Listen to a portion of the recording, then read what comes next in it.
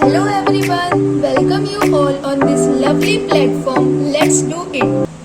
Chapter 1 relation और function के हमने 2 वीडियोस कवर कर लिया है। फर्स्ट वीडियो में हमने टॉपिक रिलेशन देखा था और उसके टाइप्स देखे थे, जैसे कि empty, universal, reflexive, symmetric, equivalence relation and equivalence class देखा था। और सेकेंड लेक्चर में हमने फॉर्मूलाज देखे थे, proper subset, number of subset, non empty subset, reflexive, symmetric, transitive और इक्विवेलेंस रिलेशन के हमने फॉर्मूलाज देखे थे, जो कि बहुत इंपॉर्टेंट है। ओके, अब इस वीडियो में हम फंक्शन टॉपिक को कवर करेंगे और उसकी टाइप्स को देखेंगे। Let's start it. देखिए, पहले हम फंक्शन टॉपिक को समझ लेते हैं। फंक्शन का मतलब क्या होता है। लेट कर लेते हैं हम सेट ए और सेट बी। हर एक सेट में हमने 3 एलिमेंट्स ले लिए। अगर every element of set A has unique image in set B होता है तो उसको हम फंक्शन कहते हैं। अपने लाइन को ध्यान से सुना, फिर से सुनिए। Every element of set A has unique image in set B। मैं यहाँ पर लिख देती हूँ एक बार। Every element of set A has unique image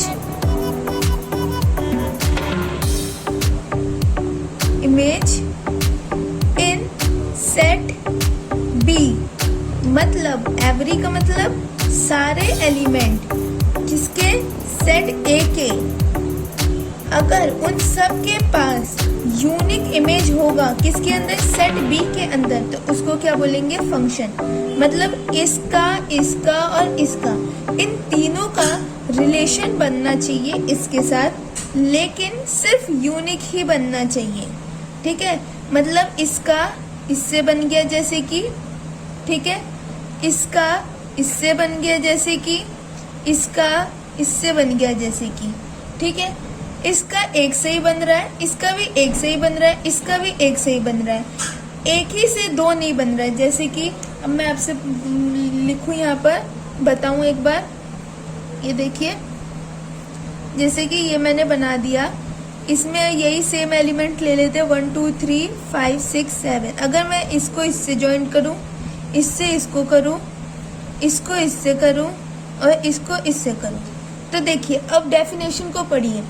every element of set A, every element है, हैज यूनिक, यूनिक मतलब अकेला, एक ही इमेज होना चाहिए सेट बी के अंदर। तो 1 के पास 2 इमेज है, ठीक है, एक 5 है और एक 6 है, क्योंकि 1 जो है एक 5 से रिलेट कर रहा है और एक 6 से रिलेट कर रहा है। मतलब 1 एलिमेंट के पास 2 एलिमेंट से ही रिलेट कर रहा है सेट बी में। इसका मतलब ये जो है फंक्शन नहीं है, फंक्शन नहीं है। फंक्शन तभी कहलाएगा जब सारे एलिमेंट सेट ए के होंगे और उन सब के यूनिक इमेज होंगे बी के अंदर, ठीक है। और अगर मैं ऐसे ही सेम क्वेश्चन जैसे अभी मैंने आपको ये कराया ऊपर वाला, तो ये देखिए, इसमें एक का एक ही है, एक एलिमेंट का एक ही इमेज है। 2 एलिमेंट का सेम हो सकता है। क्यों सेम हो सकता है? क्योंकि एक जो है, मैंने क्या डेफिनेशन को आप ध्यान से देखिए, एवरी एलिमेंट ऑफ सेट ए, सारे एलिमेंट है, हैज यूनिक इमेज। तो इसका तो एक ही यूनिक इमेज है, एक ही यूनिक इमेज है। यूनिक इमेज का मतलब एक इमेज होना, ठीक है। तो 1 का एक 5 ही है, 3 का एक 5 है, दोनों का 5 है, लेकिन इसके लिए भी एक है, इसके लिए भी एक है, तो ये फंक्शन कहलाएगा। लेकिन यहीं पर एक 1 का ही 2 इमेज हो गया, ठीक है, तो ये फंक्शन नहीं कहलाएगा। ठीक है, समझ गए आप? अब देखिए, अब हम लोग इसको कैसे डिनोट करते हैं। देखिए, हम लोग इसको ऐसे डिनोट करते हैं फंक्शन को। ये होता है हमारा डोमेन और ये होता है हमारा रेंज। अब डोमेन और रेंज क्या है? डोमेन हम सेट ए को बोलते हैं, जो हमने इनपुट्स डाला है, जो हमने इनपुट डाला है उसको डोमेन बोलते हैं। जो निकल के आया है रिजल्ट, उसको बोलते हैं हम आउटपुट। ठीक है, या फिर रेंज, मतलब ये तीनों एक ही है।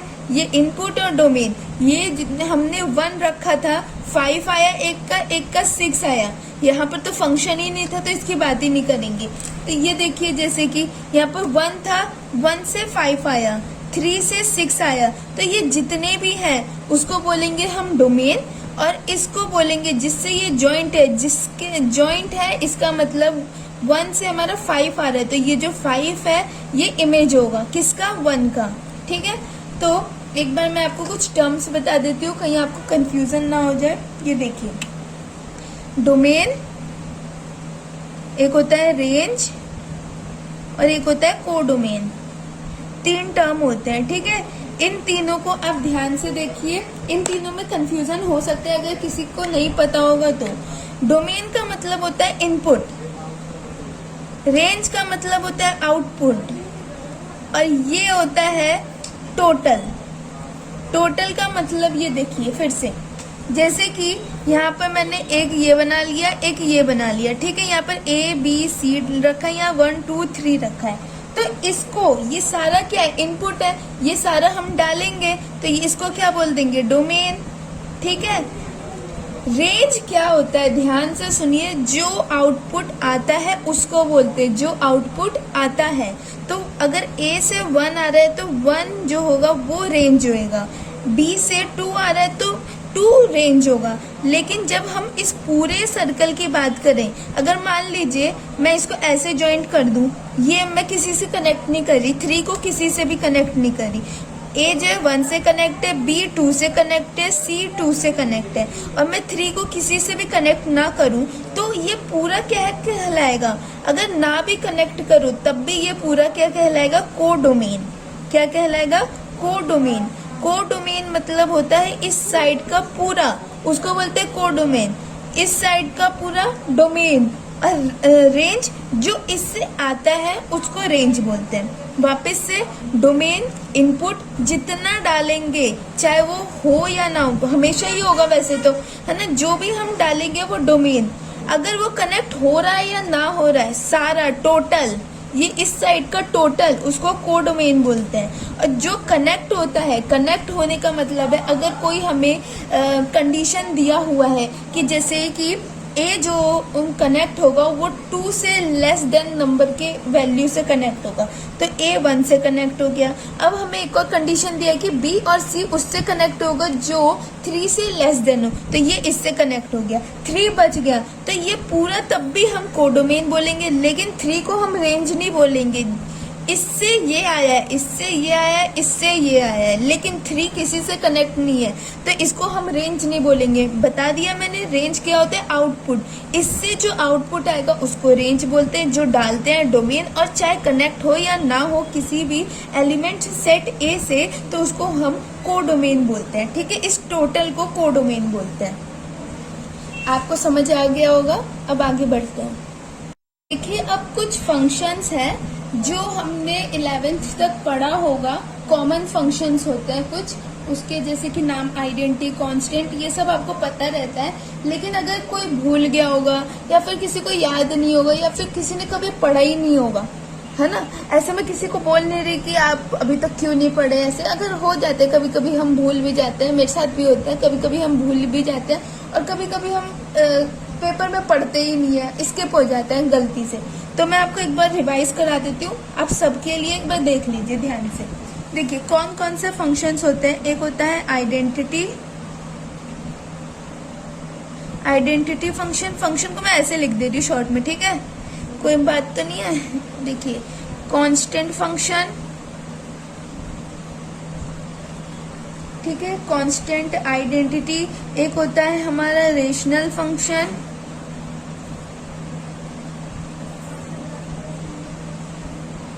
ठीक है, एक होता है हमारा मॉड्यूलस फंक्शन, और उसके बाद होता है हमारा सिग्नम फंक्शन, मॉड्यूलस, और होता है सिग्नम। आप बोलोगे कि ये तो हमारे बुक में लिखा ही नहीं है। आप देखना आपके बुक में जो टाइप्स ऑफ फंक्शन जहाँ से स्टार्ट हो रहा है उसके सेकंड लाइन में इन सब फंक्शंस के नेम लिखा है।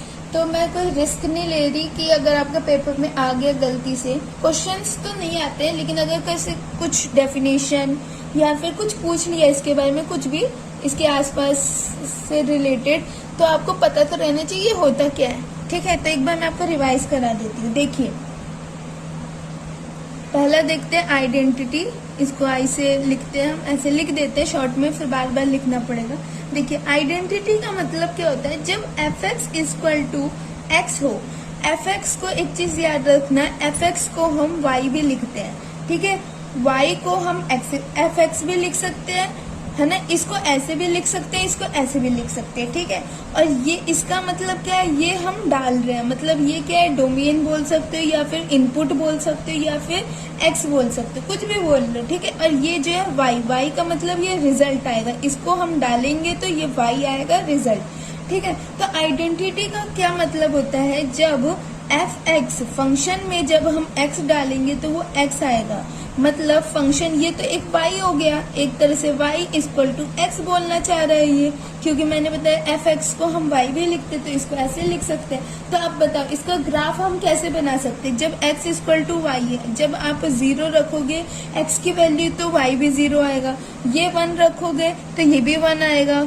ये 2 रखोगे तो ये भी 2 आएगा, अगर ये -1 रखते हो तो ये भी -1 आएगा, ये -2 रखते हो तो ये भी -2 है। तो इसका लाइन कैसे बन गया आपका, देखिए ऐसे बनेगा, बन गया स्ट्रेट लाइन। तो आइडेंटिटी फंक्शन का मतलब क्या होता है, एक चीज याद रखिए, F X equal to X, F X को हम y भी लिख सकते हैं, इसका मतलब y इक्वल टू एक्स, और इसका ग्राफ एक स्ट्रेट लाइन होता है। ठीक है, तो आप इसमें ये बोल सकते हो कि मैं कुछ भी वैल्यू रख लूं x की, वो हमेशा y के इक्वल ही होगा, मतलब मैं डोमेन मतलब क्या, इनपुट का मतलब क्या, हम x की वैल्यू क्या रख रहे हैं, कुछ भी वैल्यू, कुछ भी का मतलब रियल। ठीक है, कुछ भी रियल वैल्यू रख ले तो हमारा क्या आएगा, रेंज भी हमारा आर ही आएगा। रेंज मतलब क्या, y की वैल्यू। अगर आपको कंफ्यूजन हो रहा है तो डोमेन के नीचे x लिख लो और रेंज की जगह y लिख लो। ठीक है, तो x की वैल्यू हम कुछ भी रखें, कुछ भी का मतलब क्या है, कुछ भी, रियल में सब कुछ आ जाता है, रेशनल, इरेशनल, इंटीजर सब आ जाते हैं, इसलिए हम रियल लिख रहे हैं। अगर यहाँ पे -1 रख लो, रूट में रख लो या 1/2 रख लो, कुछ भी, y की भी सेम आएगी। इसलिए डोमेन की वैल्यू अगर हम r रखेंगे तो रेंज की भी वैल्यू r रखेंगे। रियल को हम r से डिनोट करते हैं। देखिए, आपको ये दिख नहीं रहा था, डोमेन का मतलब फिर बता देती हूँ, x लिख लीजिए, y रेंज की जगह y लिख लीजिए। डोमेन में हम अगर कुछ भी वैल्यू रखेंगे, रियल वैल्यू, r से रिप्रेजेंट करते हैं रियल को, रियल वैल्यू में से कुछ भी रखेंगे, जैसे कि हम लोग -1 रख ले, 1/2, √2, कुछ भी रख ले, तो यहाँ पर रेंज भी क्या आएगा, r। ठीक है, यहाँ पर रियल आएगा। अब एक चीज मैं आपको बता देती हूँ, कहीं आप भूल ना गए होगे, ये देखो, आप हो सकता है भूल गए होगे, ये एक इम्पॉर्टेंट चीज है। n का मतलब क्या होता है, नेचुरल नंबर। ठीक है, z का मतलब क्या होता है, इंटीजर। q का मतलब क्या होता है, रेशनल नंबर, p/q वाला, जहाँ पर q is not equal to 0 होता है। और r का मतलब क्या होता है, रियल नंबर।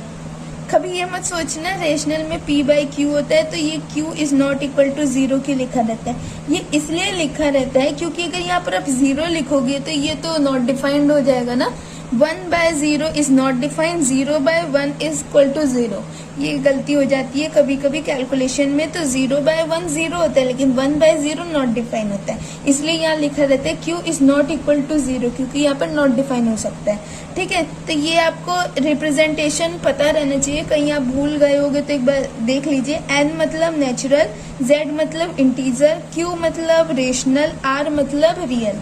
ठीक है, चलिए अब हम आगे बढ़ते हैं सेकंड फंक्शन पे। हमने फर्स्ट फंक्शन देख लिया, क्या बोलते हैं, आइडेंटिटी फंक्शन। सेकंड हम देख लेते हैं कांस्टेंट। आप बताओ कांस्टेंट मतलब क्या हो सकता है। कांस्टेंट मतलब कोई वैल्यू, जब हमारी एफ एक्स को हम क्या लिख सकते हैं, y इज इक्वल टू कोई c, मतलब कोई कांस्टेंट। हम कांस्टेंट को मैथ्स में c से रिप्रेजेंट करते हैं, तो y is equal to c। और इसका ग्राफ कैसे बनेगा आप बताओ। अगर मैं यहाँ पर ऐसे लिख दूं कि y is equal to 2, y equal to 3, तो आप इसका क्या ग्राफ बनाओगे? इसका मतलब तो x हमेशा क्या है? बताओ बताओ जल्दी बताओ, इसमें गलती तो नहीं हो सकता। यहाँ पर इसका मतलब क्या है? y इक्वल टू 2 मतलब x 0, y 2 कहाँ होता है? यहाँ पर होता है। x 0 मतलब ये ऐसा लाइन, ठीक है। और अगर मैं इसका बनाऊंगी तो ये ऐसे बन जाएगा। इसका मतलब y equal to c constant, ठीक है। थर्ड फंक्शन हमारा होता है रेशनल। रेशनल होता है p बाई क्यू के फॉर्म में। तो देख लेते हैं अब इसका ग्राफ कैसे होगा। ये देखिए इसका ग्राफ जो होगा p बाई क्यू के फॉर्म में होगा, जहाँ q is not equal to 0 रहेगा हमेशा। मतलब 1 बाई एक्स की वैल्यू कुछ भी, एक एग्जांपल हम ले लेते हैं, जैसे x की जगह कुछ भी ले सकते हो ना आप, क्योंकि x की जगह हम नॉट इक्वल टू 0 मतलब 0 को छोड़ के कुछ भी, तो यहाँ कुछ की वैल्यू ले लो, जैसे 1/2 ले लो आप, है ना। तो 1/2 ले लो, या फिर -1 ले लो, या फिर -2, 0, 1 कुछ भी ले लो। तो इसका ग्राफ कैसे बनेगा आपका? हमेशा ऐसे बनेगा। देखो -1 प्लॉट करोगे यहाँ आएगा, -2 आ रहा है कि नहीं आ रहा है ना। ये हमेशा क्या है, ये अगर हम x की वैल्यू रख रहे हैं तो y भी तो यही आएगा, क्योंकि यहाँ पर आप देखो अगर मैं 1/x है, अगर मैं x ले लूँ -1, 1/-1, तो आप इसको तो -1 ही लिखोगे ना। तो मतलब एक तरह से आपने x की वैल्यू क्या लिखी? -1, और y की वैल्यू भी क्या आई? -1। इसका मतलब ये हो गया। तो आप इसकी वैल्यू कहाँ पर प्लॉट करोगे बताओ? -1 और -1 कहाँ पर होता है? नेगेटिव, और ये भी नेगेटिव, तो यहाँ पर प्लॉट होएगा हो, ठीक है। अब यहाँ पर -2 रखो आप, 1/-2, यहाँ पर x की वैल्यू हमने डाल दी, तो y की वैल्यू क्या होगी? माइनस का 0.5, है ना। y की वैल्यू माइनस का 0.5 और x की वैल्यू हमने ये डाली, तो x की वैल्यू हम -2 डालेंगे और y की वैल्यू 0.5, तो यहाँ पर आएगी। तो ये ऐसे ग्राफ बनता है और ये इधर से ऐसे बनता है, ये होता है रेशनल का ग्राफ, ठीक है। अब हमने चौथा फंक्शन कौन सा देखा था? Modulus function. मॉड्यूलस में आपको पता होगा कि हमेशा ये पॉजिटिव ही होता है, ठीक है। जैसे कि मॉड्यूलस का मतलब होता है fx equal to mod x, ठीक है। वैसे तो मॉड का मतलब होता है प्लस और एक बार माइनस, ठीक है। इसको जब ओपन करते हैं तो ऐसे लिखते हैं। अब देखो हम कुछ भी वैल्यू x की डाल लें, मतलब डोमेन में हम कुछ भी डाल लें, ऑल रियल डाल लें, रियल का मतलब माइनस डाल ले, है ना, या फिर अंडर रूट डाल ले, या फिर अपॉन में मतलब रेशनल वैल्यू डाल ले, कुछ भी डाल ले, वो हमेशा तो आएगा पॉजिटिव वैल्यू। और आने को आउटपुट को क्या बोलते हैं? अभी मैंने बताया रेंज बोलते हैं। तो डोमेन हम कुछ भी डाल रहे हैं तो रेंज क्या आएगा? हमेशा पॉजिटिव वैल्यू आएगा। तो हम ये बोल सकते हैं कि डोमेन R है और रेंज हमेशा R पॉजिटिव होगा, रियल में भी हमेशा पॉजिटिव होगा, ठीक है। रियल की वैल्यू आएगी लेकिन हमेशा पॉजिटिव आएगी, समझ गए। अब देखिए हम इसके बाद से इसका ग्राफ देखेंगे। इसका ग्राफ आप खुद प्लॉट करो। देखो आपने डाला यहाँ पर 1, तो क्या आएगा? 1 ही आएगा। y की वैल्यू कितने यहाँ आ गई? 1। y की वैल्यू 1 मतलब ये, और x की वैल्यू यहाँ पर 0। y की वैल्यू यहाँ पर मैंने डाल दी 2, ठीक है। तो 2 आएगी यहाँ पर। y की वैल्यू मैंने मतलब यहाँ x की वैल्यू डाल दी मैंने -1। अगर मैंने माइनस का ले लेते -1 डालेंगे तो क्या आएगा? 1। हमने x डाला -1 और y आ गया हमारा 1, ये होगा। हमने x डाला -2 और y आ गया 2, हमने -2 और 2, हमने यहाँ 2 डाला तो यहाँ पर 2 आ गया। आएगा कि नहीं? क्योंकि ये मैंने गलत लगा दिया। ये देखिए हम x की वैल्यू 2 डाल रहे हैं तो y की वैल्यू भी 2 आ रही है ना। तो यहाँ पर हम लोग 2 डालेंगे तो ये भी 2 आएगी। तो यहाँ पर वैल्यू मतलब ये कैसा ग्राफ बन रहा है? ऐसे और एक ऐसे वी शेप का बन रहा है, ठीक है। तो इसको बोलते हैं हम मॉड्यूलस का ग्राफ, ठीक है। अब इसके बाद एक और ग्राफ बचता है सिग्नम फंक्शन का। इसमें आपको ज़्यादा याद नहीं रखना। ये देखो सिग्नम फंक्शन का मतलब ही होता है कि अगर हम x से बड़ी वैल्यू रखेंगे, मतलब 0 से बड़ी x की वैल्यू रखेंगे तो हमेशा 1 आएगा। x से इक्वल रखेंगे तो हमेशा 0 आएगा। x जो अगर हम 0 से कम रखें तो हमेशा -1 आएगा। अब इसको आप प्लॉट कर सकते हो, ठीक है। x की वैल्यू 0 से बड़ी है, x की वैल्यू 0 से बड़ी मतलब इस साइड पॉजिटिव वैल्यू में, और क्या आएगी 1। 1 क्या हो जाएगा रेंज, रेंज मतलब y, y क्या आ जाएगा 1। तो आप यहाँ पर 1 लिख सकते हो, जैसे ये होता है ना y की वैल्यू 1, तो ये लिख सकते हो। और यहाँ पर आप हमेशा ही 1 आएगी, तो इसकी ऐसे ग्राफ बन जाएगा। 0 की x की कुछ भी वैल्यू लो 0 से बड़ी, जैसे हम ले लेते हैं 2, ठीक है। मान लेते हैं मैंने 2 ले लिया x की वैल्यू, और हमेशा इसने बोला है 1 ही वैल्यू आएगी, मतलब y की वैल्यू हमेशा 1 आएगी। तो अब इसको आप प्लॉट करके देखो, x की वैल्यू 2, y की वैल्यू 1। यहाँ पर x की अगर मैं 3 ले लूँ 0 से बड़ी है, और y की तब भी 1, तो ये यहाँ पर मतलब ऐसी वैल्यू हमेशा आएगी, ठीक है। ऐसा लाइन खींचेगा हमेशा। अगर x इक्वल टू 0 ले लेते हैं तो y भी 0 आएगा, ठीक है। x equal to 0, y equal to 0, यहाँ वाला पॉइंट होता है। अगर 0 से छोटा ले ले x की वैल्यू, मतलब नेगेटिव वैल्यू ले ले, तो हमेशा -1 आएगा। तो अगर 0 से छोटी वैल्यू कुछ भी लीजिए आप, -2 ले लीजिए, जैसे x की वैल्यू हमने -2 ले ली, तो y की वैल्यू क्या आ गई -1 आ गई। इसका मतलब अब इसको हम प्लॉट करते हैं एक बार, देखो x की वैल्यू -2 आप कहाँ पर प्लॉट करोगे, x की वैल्यू -2 यहाँ पर, यहाँ से अब करेंगे। अब y की वैल्यू -1 मतलब यहाँ पे, ठीक है, यहाँ पर ये होगा कि नहीं। और अगर आपको यहाँ पर -3 ले लो तो ये यहाँ पर आएगा। अगर आप यहाँ 0 ले लो तो भी -1 आएगा, मतलब ये इस साइड आ रहा है और ये इस साइड आ रहा है। तो सिग्नम फंक्शन यही होता है, जब x की वैल्यू 0 से बड़ी होगी तो 1 के इक्वल होगा, x की वैल्यू 0 के इक्वल होगी तो 0 के इक्वल होगा, x की वैल्यू 0 से कम होगी तो -1 होगा, ठीक है। आपको समझ आ गया होगा। एक बार हम रिकैप कर लेते सारे फंक्शन जो भी हमने जितने भी ग्राफ पढ़े। देखिए सबसे पहले हमने कौन सा ग्राफ पढ़ा था बताइए, आइडेंटिटी, कांस्टेंट, रेशनल, मॉड्यूलस, और उसके बाद सबसे लास्ट सिग्नम, ठीक है। आइडेंटिटी में सबसे पहले आपको याद रखना है कि fx इक्वल टू x होना चाहिए। fx को हम y भी लिख सकते हैं, मतलब y इक्वल टू x। तो इसका वैल्यू आप कुछ भी रखोगे तो हमेशा एक स्ट्रेट वैल्यू आएगा। इसमें कुछ भी वैल्यू का मतलब रियल वैल्यू, मतलब डोमेन हो जाएगा r और रेंज हो जाएगा r, ठीक है। आइडेंटिटी खत्म। उसके बाद कांस्टेंट, कांस्टेंट का मतलब होता है fx की वैल्यू, मतलब y इक्वल टू कोई भी कांस्टेंट रखिए आप, तो हमेशा ऐसा ग्राफ बनेगा, ठीक है, एक स्ट्रेट लाइन, क्योंकि यहाँ पर हमेशा x क्या है, एक 0 है, यहाँ पर x का वेरिएबल ही नहीं है, तो हमेशा x क्या है 0 है।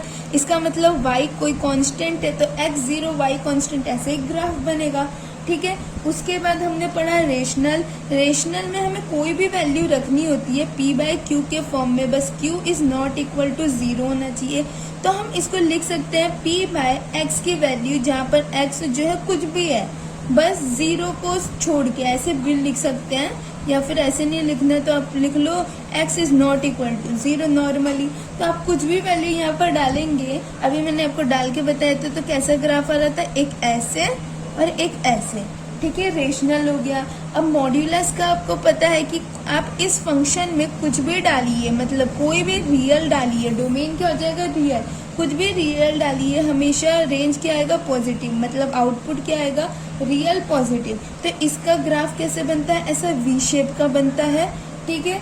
उसके बाद अभी हमने लास्ट पढ़ा सिग्नम फंक्शन क्या होता है। सिग्नम फंक्शन का मतलब होता है जब हम x की वैल्यू 0 से बड़ी रख ले तो हमारा 1 वैल्यू आएगा, x 0 के इक्वल रख ले तो 0 आएगा, x हम 0 से छोटी रख ले तो -1 आएगा। और इसका ग्राफ अभी हमने देखा ऐसे बन रहा था, एक इस साइड जा रहा था, एक इस साइड, और वो भी कौन सा, यहाँ पर 1 था, यहाँ पर -1 था, और यहाँ बीच में 0 था, ठीक है। ये रहा हमारा 5 फंक्शन हुए, एक आइडेंटिटी, कांस्टेंट, रेशनल, मॉड्यूलस और सिग्नम। ये हमने पहले की क्लासेस में पढ़ रखा होगा, लेकिन एक बार रिवाइज आपका करा दिया मैंने।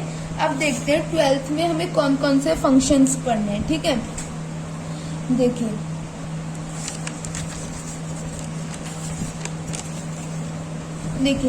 हमें 12th में पढ़ना है onto, into, one one, many one, ये 4 फंक्शन है। और इस वाले चारों फंक्शन में बच्चों को बहुत सारी कंफ्यूजन्स रहती है। लाइक उनको लगता है वन वन क्या होता है तो मैनी वन क्या होता है, इनटू क्या होता है तो ऑन टू क्या होता है। ठीक है, अब बुक में वन वन की डेफिनेशन दी हुई है एक, और ऑन टू की दी हुई है, मैनी वन की नहीं दी हुई है, ना ही इनटू की दी हुई है। बस उसमें ये बोल दिया है कि जो वन वन नहीं होते उसको मैनी वन बोलते हैं, और जो ऑन टू नहीं होते उसको इनटू बोलते हैं। ये सही है, लेकिन मैं आपको ये बताती हूँ कैसे होगा ये। ठीक है, देखिए अगर मैं वन वन की बात करूँ यहाँ पर मैनी वन की बात करूँ, ठीक है, यहाँ पर हम एक सेट बना लेते हैं।